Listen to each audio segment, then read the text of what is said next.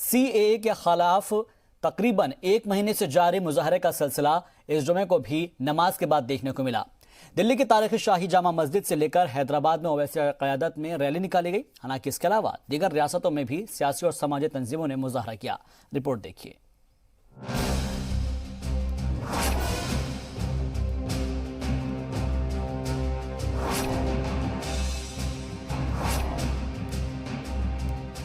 मरकजी हुकूमत के सख्त रुख के बाद भी ये जुमा सीएए मुखालिफ रैलियों के नाम रहा। दिल्ली की शाही जामा मस्जिद के बाहर जहां लोगों ने जमकर नारेबाजी की, वहीं गुज़िश्ता जुमे को हैदराबाद में निकाले गए मिलेनियम मार्च के बाद इस जुमे को तिरंगा यात्रा निकाली गई। हालांकि ओवैसी ने बाबा कौम महात्मा गांधी की यौम शहादत पर भी इंसानी चैन बनाने का ऐलान कर दिया है। 30th of January, which is the day on which Mahatma Gandhi was assassinated. On that day, it was decided that from Mohammadi Line Flour Mill right up to Bapu Ghat, there will be a human chain, a silent protest. Each and every Indian will be holding their hands, and this is the 3 decisions that have been taken. नए शहरियत कानून को लेकर मुखालफत की शुरुआत करने वाली रियासत आज खामोश नहीं बैठी है। रियासत के कई फनकारों की क़यादत में आज सीएए मुखालिफ रैली निकाली गई, जिसमें असम के सकाफती ढोल बजाकर तहरीक को जारी रखने का ऐलान किया गया। इस मौके पर एहतजाजियों ने हुकूमत के फैसले पर कई संजीदा सवाल उठाए। का is a protector of illegal Bangladesh, violating historic Assam accord, anti-indigenous, anti-Northeast, communal and unconstitutional. We are challenging Prime Minister to give an answer on that questions, number 1. Number 2, they are saying that the car is exempted from the inner line covered area and 6th schedule area. How this car can be good for Assam and other race of Northeast? Number 3, as per Assam Accord, we have taken load who have entered Assam up to 71. From 50 to 71, on behalf of the country, we have taken load Hindus and Muslims. But after 71, Hindus and Muslims must be deported as per Assam Accord.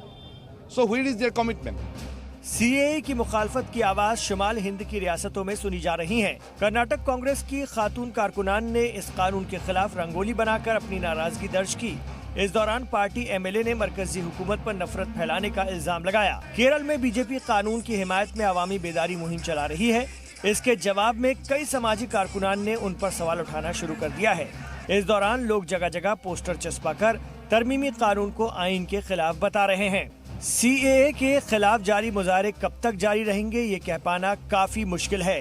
हुकूमत जहां इसे शहरियत लेने नहीं देने वाला कानून बता रही है, तो अपोजिशन इसे अवामी तकसीम की एक खतरनाक साजिश बता रही है, जबकि दानिश्वर तबका मुसलमानों को अलग रखने पर सवाल उठा रहा है। अब देखना यह है कि हुकूमत कोई बीच का रास्ता निकालने की पहल करती है या मुजाहिरीन किसी नए मुद्दे में उलझ कर रह जाएंगे। ब्यूरो रिपोर्ट, जी मीडिया। सीएए के खिलाफ जगह जगह पर हो रहे मुजाहरों के बीच बीजेपी बेदारी मुहिम चला रही है और इस दौरान केरल बीजेपी पर एक खातून आईएएस ऑफिसर के खिलाफ साइबर क्राइम करने का इल्जाम लगा है। यह इल्जाम लगाया है वायनाड की जिला कलेक्टर अदीला अब्दुल्ला ने। रिपोर्ट देखिए।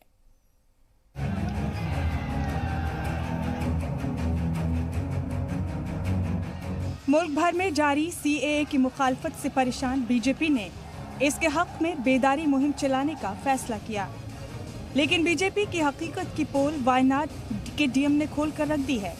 खातून मुस्लिम डीएम अदीला अब्दुल्ला ने कहा कि अपनी मुहिम के दौरान बीजेपी लीडरान उनके दफ्तर आए और तस्वीरें भी खिंचवाई, लेकिन उन तस्वीरों का इस्तेमाल सोशल मीडिया पर गलत तरीके से किया गया। മുഖ്യധാര പാർട്ടിയുടെ ജില്ലാ സെക്രട്ടറി ആണെങ്കിൽ പ്രത്യേകിച്ചിട്ടും നമ്മൾ എല്ലാ ബഹുമാനത്തോടും കൂടി തന്നെ അവരുടെ കയ്യിൽ അത് മേടിച്ചു വെക്കും. ഒരു ജില്ലാ കളക്ടർ നിലയിൽ എന്റെ കടമ കൂടിയാണ് ഞാൻ അവിടെ നിർവഹിക്കുന്നത്.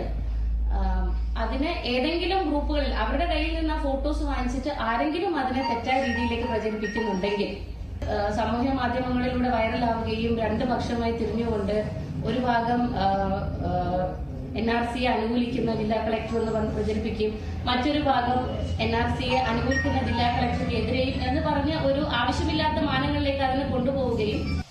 केरल बीजेपी के खिलाफ इस मामले की आईएएस अफसर शिकायत भी करने वाली हैं। उनका कहना है कि एक जिला कलेक्टर होने के नाते मैं गुजारिश करती हूँ कि उन्हें सियासी कैंपेन से दूर रखा जाए। इस दौरान CAA और जामिया से मुतालिक भी उन्होंने आप बीती बताई। ഇന്നലെ വന്ന ഒരു ക്യാമ്പയിന്റെ ഭാഗമായിട്ട് വന്ന കുറേ റോങ് ഇൻഫർമേഷൻസ് ആണിത്. ഞാൻ ജാമ്യയിൽ പഠിച്ചിട്ടില്ല. അത് ഞാൻ ആദ്യമായിട്ട് ക്ലാരിറ്റിയിലേക്ക് വരുത്തട്ടെ. ഞാൻ ജാമ്യയിൽ പഠിച്ചിട്ടില്ല. സിവിൽ സർവീസ് പ്രിപ്പയർ ചെയ്ത ഒരു 20 ദിവസം ജാമ്യ ഹംദർദിന്റെ ഹോസ്റ്റൽ സൗകര്യം ഞാൻ ഉപയോഗിച്ചിട്ടുണ്ട്. അത് ഒഴിച്ചു കഴിഞ്ഞാൽ അവിടുത്തെ ആ 2 യൂണിവേഴ്സിറ്റികളിലേക്ക് പറ്റിയിട്ട് എനിക്ക് ഒരു नए शहरियत कानून के हक में केरल बीजेपी जगह जगह पोस्टर चस्पा कर भी मुहिम चला रही है, लेकिन एक जिम्मेदार IAS अफसर की तस्वीर उनकी मर्जी के खिलाफ अपने मफाद में इस्तेमाल करना गैर कानूनी है। ऐसे में सवाल उठना लाजमी हो जाता है कि अगर लोग तैयार नहीं थे तो ऐसे फैसले लाने में सरकार को जल्दबाजी क्यों थी। ब्यूरो रिपोर्ट, जी मीडिया। CAA के खिलाफ लगातार हो रहे एहतजाजी मुजाहरों के बीच मरकजी वजीर बराए अक़लियती उमूर मुख्तार अब्बास नकवी ने आज लखनऊ में प्रेस कॉन्फ्रेंस की। प्रेस कॉन्फ्रेंस के दौरान नकवी ने अपोजिशन पर निशाना लगाया और कहा कि पार्लियामेंट में CAA कानून सभी अपोजिशन जमातों से बहस के बाद पास हुआ है, लेकिन अपोजिशन ने इसको लेकर मुल्क के लोगों को गुमराह करने की कोशिश की है, जिसको हम कामयाब नहीं होने देंगे। मोदी सरकार सबका साथ, सबका विकास और सबका विश्वास की पॉलिसी पर काम करती है। साथ ही नकवी ने कहा कि इस कानून में कोई भी तब्दीली नहीं होगी, लेकिन पुरअमन तरीके से हर किसी को मुखालफत करने का हक है।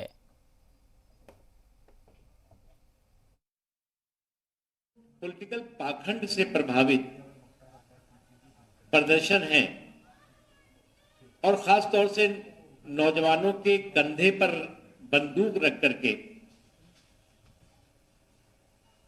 जो पॉलिटिकल पार्टी इस पूरे के पूरे प्रकरण पर लोगों को गुमराह करने का षड्यंत्र रच रही हैं, उनका केवल एक ही संकल्प है, झूठ में वो जयते, सत्य में वो जयते नहीं, झूठ में वो जयते।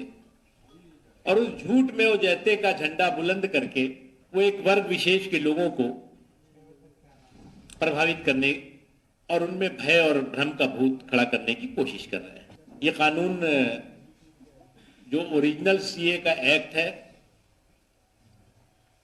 1955 का, उसके बाद से कई बार उसमें संशोधन हुए हैं। उसमें शुद्ध रूप से कंफ्यूजन की कॉन्स्पिरेसी पूरी तरह से भरपूर थी। देश के सौहार्द के ताने बाने को कैसे नुकसान पहुंचाया जाए, कैसे देश की एकता को नुकसान पहुंचाया जाए, क्योंकि ये उसमें से ज्यादातर वो लोग हैं जो लोग कि 2014 में जब नरेंद्र मोदी जी देश के प्रधानमंत्री बने थे, तब से इनकी आत्मा जो है वो बेचैन हो रही है। CAA के खिलाफ हुए मुजाहरे के दौरान पुरतशद्दुद वाक़यात और पुलिस की कार्रवाई में मारे गए एहतजाजियों पर सियासत शुरू हो गई है। यूपी हुकूमत के सख्त रुख और BSP की खामोशी के बीच कांग्रेस और समाजवादी पार्टी लगातार दौरे कर रही है। रिपोर्ट देखिए। लखनऊ, मुरादाबाद, बिजनौर की कड़ी में आज कांग्रेस की जनरल सेक्रेटरी बनारस के मुतासरीन से मुलाकात करने पहुंची। CAA के खिलाफ एहतजाज के दौरान पुलिस ज्यादती के शिकार लोगों से प्रियंका लगातार मिल रही हैं। इस दौरान गुज़िश्ता 20 दिसंबर को PM मोदी के पार्लिमानी हलके में भी मार्च निकाला गया था। पुलिस ने जमकर लाठियां भी भांजी और कई लोगों को संगीन दफात में गिरफ्तार भी कर लिया। प्रियंका से उस दिन का दर्द बताते हुए एक तालिबे इल्म ने हुकूमत पर ज्यादती का इल्जाम लगाया। थ्रूआउट जो नारे हमारे लगे थे, हम तेज बचाने निकले हैं, आओ हमारे साथ चलो, वो नारे, वो बिस्मिल चलो, अशफाक चलो, थामे गांधी का हाथ चलो, ये नारे देशद्रोही नारे लग सकते हैं प्रशासन को, जिस तरह लग रहे थे, लेकिन ये वही नारे हैं जो इससे पहले हम लगाते आ रहे हैं। और थ्रू आउट इस प्रोटेस्ट को जो डिसेंट की वॉइस है, जो भी स्पेस हमारे पास है, टफ टाइम है बनारस के लिए। CAA की मुखालफत का सेहरा कांग्रेस के सिर जाते देख समाजवादी पार्टी भी मैदान में कूद पड़ी। पार्टी रियासत भर में महलूक एहतजाजी कुनबे को राहत देने की गरज से मदद का ऐलान कर रही है। इसी सिमत में पार्टी सदर अखिलेश यादव ने कानपुर में मारे गए लोगों को भी 5 लाख का चेक दिया। इस दौरान संगीन दफात में गिरफ्तार लोगों के सवाल पर अखिलेश ने सियासी तंज भी किया। पार्टी के लोगों से कहूंगा कि उन घायल लोगों की भी मदद करते रहे। जेएनयू के ट्रांसफर, बीसी के ट्रांसफर की मांग करते हैं, हटाना चाहते हैं। हम तो सरकार का ट्रांसफर चाहते हैं, कहाँ बीसी का ट्रांसफर। जो आरोपी हैं अब सरकार में आने के बाद तो हम तो मुख्यमंत्री जी से सीखे हैं। हमारे जो मुख्यमंत्री जी हैं उन्होंने उप मुख्यमंत्री जी के केस वापस ले लिए, अपने भी केस वापस ले लिए। हुकूमत के हर फैसले की हिमायत और मुखालफत होना पुरानी रिवायत है, लेकिन सीए के खिलाफ अवामी नाराजगी लगातार बढ़ती जा रही है। इस मामले पर भी अखिलेश यादव ने सरकार की नीयत पर सवाल खड़े किए हैं। सुप्रीम कोर्ट के निर्देश पर सूची बनी थी एनआरसी की, आपने एक पक्ष को बचाने के लिए सीए लेकर के आ गए। आप एक पक्ष को बाहर निकालना चाहते हैं। क्या आसाम की जनता यही चाहती थी? क्या आसाम के लोगों की यही मांग थी? आपने आसाम में भी झगड़ा लगा दिया, नॉर्थ ईस्ट में भी बहस छेड़ दिया आपने, और एनपीआर का डर दिखा करके पूरे देश में बहस छेड़ दी है। लोग लाइनों में लग रहे हैं। सीए के खिलाफ मुजाहरे तो पूरे मुल्क में हो रहे हैं, लेकिन यूपी हुकूमत के सख्त रुख के बाद यहाँ लोगों में खौफ पैदा हो गया। ऐसे हालात में सबसे पहले कांग्रेस जनरल सेक्रेटरी प्रियंका गांधी ने लखनऊ पहुंचकर मुतासरीन से मुलाकात की, जिसके बाद वो मगरबी यूपी के कई अजला में जाकर मुतासरीन कुनबे से मिली। ऐसे में समाजवादी पार्टी कहां खामोश रहने वाली थी। यूपी असेंबली में लीडर अपोजिशन राम गोविंद चौधरी ने मुतासरीन को पेंशन देने का ऐलान कर दिया। हालांकि इस सियासी रस्साकशी के बीच लोग हुकूमत और अपोजिशन के अमल पर नजर बनाए हुए हैं और सही वक्त पर अपनी जमहूरी ताकत का इस्तेमाल करते आ रहे हैं। ब्यूरो रिपोर्ट, जी मीडिया। जम्मू कश्मीर में आर्टिकल 370 हटाने के बाद लगाई गई पाबंदियों के खिलाफ दायर अर्जियों पर फैसला सुनाते हुए सुप्रीम कोर्ट ने कहा है कि जम्मू कश्मीर में पाबंदियों के हुक्म का जायजा करने के लिए कमेटी बनेगी। यह कमेटी वक्त वक्त पर पाबंदियों की जायजा लेगी और साथ ही कोर्ट ने कहा है कि हुकूमत पाबंदियों पर हुक्म जारी करके इनकी जानकारी दे। कोर्ट ने कहा है कि आर्टिकल 19 में लोगों को इंटरनेट के हक की आज़ादी का हक है। और आपको ये बता दें कि जम्मू कश्मीर पर सुप्रीम कोर्ट ने क्या क्या बड़ी बातें कही है। उसमें कहा गया है कि इंटरनेट बुनियादी हुकूक है, जहां पर ज़रूरत हो वहां पर बहाल किया जाए। इंटरनेट बंद करना अदालती निगरानी के दायरे में है। जम्मू कश्मीर में सभी पाबंदियों पर एक हफ्ते में जायजा किया जाए और साथ ही इंटरनेट पर पाबंदी गैर मुअय्यना मुद्दत के लिए नहीं लगाई जा सकती। आज़ादी और सिक्योरिटी में बैलेंस रखना बेहद ज़रूरी है। इसके अलावा शहरियों की बुनियादी जो हुकूक है उससे मनमानी नहीं होनी चाहिए। साथ ही ई बैंकिंग, सरकारी वेबसाइट पर पाबंदी का भी जायजा हो।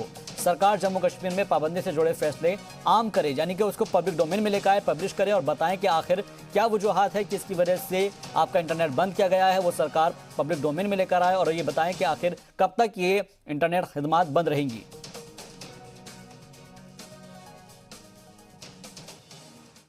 आज कश्मीर में पिछले 5 से ऊपर महीने में जो एक कम्युनिकेशन और मूवमेंट लॉकडाउन चल रहा है, उसके ऊपर जस्टिस रमन्ना ने आज अपना जजमेंट प्रोनाउंस किया और उन्होंने बहुत सी बातें रखी। उसमें अहम बातें ये हैं कि उन्होंने कहा कि ये जो इंटरनेट का शटडाउन और कम्युनिकेशन शटडाउन है, ये उन्होंने कहा कि वो जो प्रिंसिपल्स हैं कॉन्स्टिट्यूशन के, डॉक्ट्रिन ऑफ प्रोपोर्शनैलिटी है, लीस्ट रिस्ट्रिक्टिव मेजर है, जिससे किसी की भी फ्रीडम्स को आप रोक सकते हैं। जब स्टेट को बैलेंस करने की जरूरत पड़ती है लिबर्टी और सिक्योरिटी को, कश्मीर में भी जब आप लिबर्टी और सिक्योरिटी को बैलेंस करेंगे तो आपको इन बातों का ध्यान रखना होगा। और उन्होंने कहा कि क्योंकि स्टेट ने कोई भी ऑर्डर्स जिससे उन्होंने टेलीकॉम को और इंटरनेट को बंद किया, 144 लगाया, लोगों की मूवमेंट को बंद किया, वो ऑर्डर सारे पब्लिश भी नहीं किए और वो कोर्ट के सामने भी नहीं रखे। उन्होंने कहा ये गलत है। ये ऑर्डर्स को पब्लिश करने का उनको एक डायरेक्टिव दिया गया है स्टेट को कि सारे ऑर्डर्स पब्लिश किए जाएंगे और फ्यूचर में भी सारे ऑर्डर्स हमेशा पब्लिश होंगे और लोग उस ऑर्डर को चैलेंज कर सकते हैं। वो ऑर्डर्स में क्या होना चाहिए, सारे मटेरियल फैक्ट्स होने चाहिए। वो ऑर्डर्स को ये बात दिखानी चाहिए कि किस कारण से फ्रीडम्स और सिविल लिबर्टीज पर रोक लगाई जा रही है, ये इस ऑर्डर में साफ स्पष्ट होना चाहिए। उन्होंने ये भी कहा कि आज की तारीख में internet freedom of speech and expression under article 19(1) का हिस्सा है। ये बहुत अहम बात आज सुप्रीम कोर्ट ने प्रोनाउंस की है। आर्टिकल 144 के ऑर्डर्स हैं, उनको बार बार लागू करना एक अब्यूज ऑफ पावर है स्टेट की। और ऐसी कई बातें अभी लिखी हैं जो जजमेंट में उन्होंने कहा है कि जो रूल्स हैं और जो ऑर्डर्स हैं इनका रिव्यू बहुत जरूरी है और 7 दिन के अंदर अंदर स्टेट रिव्यू करके वो कौन से ऑर्डर्स कहां पर रिस्टोर करना है वो किया जाए और उसके दरमियान जहां पर जरूरी है, चाहे हॉस्पिटल के लिए, चाहे मार्केट के लिए, चाहे ट्रेड के लिए, इंटरनेट वहां पर इमीडिएटली भी मिले। मेरी उम्मीद जो थी वो जम्मू कश्मीर के अवाम को सुप्रीम कोर्ट पे थी। मैं बधाई देना चाहता हूं कि इस बेंच ने न सिर्फ लाखों बल्कि 1.25 करोड़ जम्मू कश्मीर के अवाम के मुताबिक निर्णय दिया है और सरकार को 3-4 चीज़ें बताई हैं जो हर व्यक्ति के दिल में थी। वो लगता है कि सुप्रीम कोर्ट बिल्कुल पल्स फील कर गया है जम्मू कश्मीर के लोगों को नब्ज़। एक पहले कहा है जिसे मैं पॉलिटिकल तरीके से देखता हूँ और सुप्रीम कोर्ट समझ गई है, ये कहा है कि डिसेंट्रलाइजेशन नहीं होता। असली इंटरनेट बंद करने का मतलब है और लीडरों को बंद करने का मतलब है कि कोई केंद्रीय सरकार के खिलाफ न बोले। और ये नब्ज़, ये पल्स सुप्रीम कोर्ट ने पकड़ लिया।